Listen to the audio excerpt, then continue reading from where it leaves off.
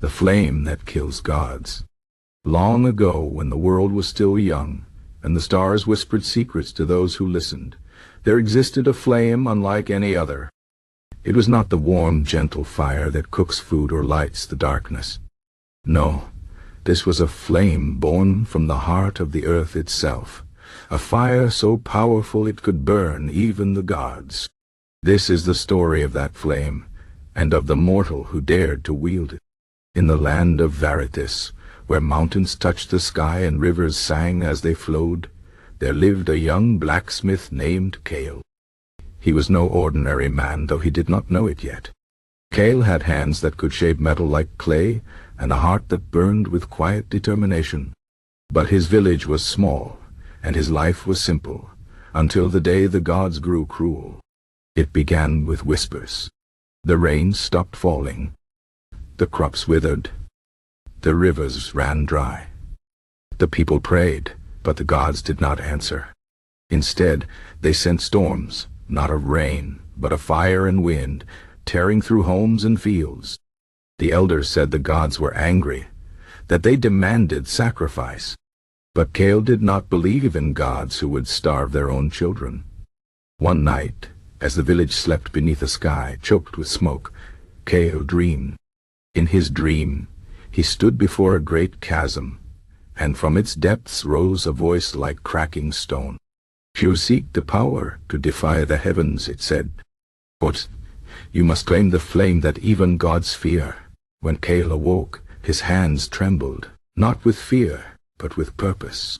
He packed his tools, kissed his mother's forehead, and set out toward the Black Mountain in the east, the place where no man ventured, for it was said the earth there breathed fire. The journey was harsh. The land was cracked and lifeless, the air thick with ash. For days, Kael walked, his throat parched, his skin burned by the unrelenting sun. But he did not turn back. At last, he reached the foot of the Black Mountain.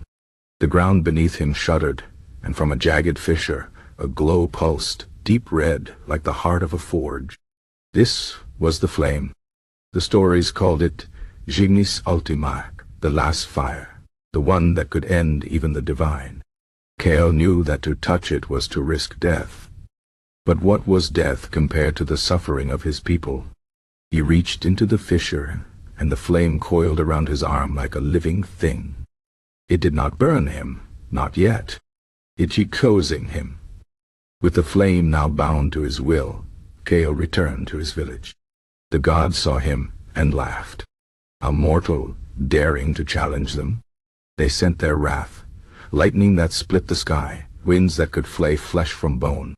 But Kael raised his hand, and the flame answered.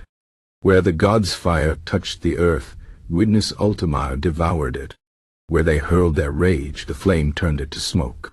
The villagers watched in awe as Kael stood between them and the heavens, a mere man holding back the fury of the divine. The gods, for the first time in eternity, knew fear. They screamed as the flame licked at their golden forms, as their power unraveled like thread in a furnace. One by one they fell, not dead, for gods do not die, but broken, diminished, forced to kneel before the will of a mortal who refused to bow. When it was over, the rains returned. The rivers flowed. The land breathed again.